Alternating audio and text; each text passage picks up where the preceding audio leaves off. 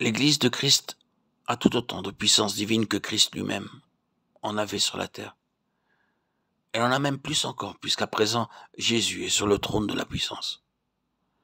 Quand l'Église ouvrira les yeux sur cette vérité, quand elle se relèvera pour sortir de la poudre et revêtir ses habits royaux, quand elle regardera au Seigneur pour être revêtue de la vertu d'en haut, son témoignage sera plein de vie et de puissance.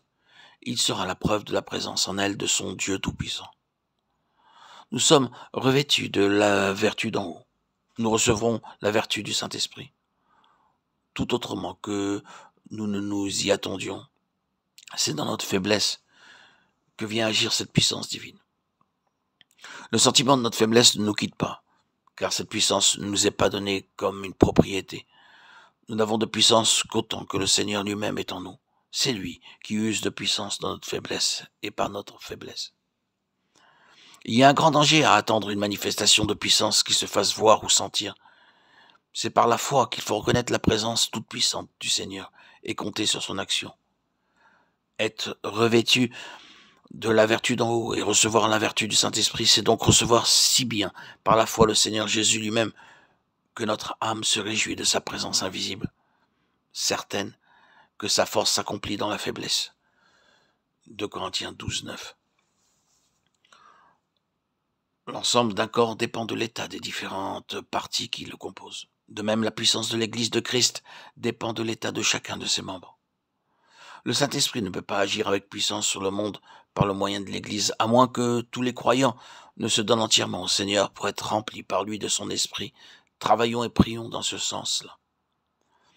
Une puissance douée de volonté est prête à faire passer sa volonté dans la mienne en toutes circonstances. C'est donc à la volonté divine qui règne tout au fond de mon être que je dois me soumettre.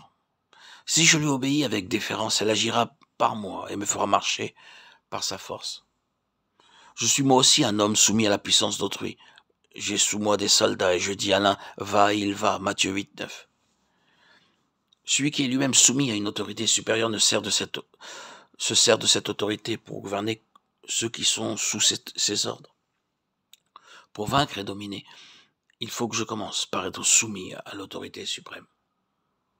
Oh, notre Père, nous te remercions de tout ce que tu as préparé pour tes enfants.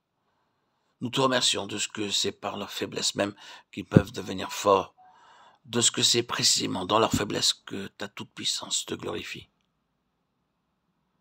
Nous te remercions de ce que tu envoies le Saint-Esprit, l'Esprit de puissance, pour apporter à l'Église la présence de Jésus auquel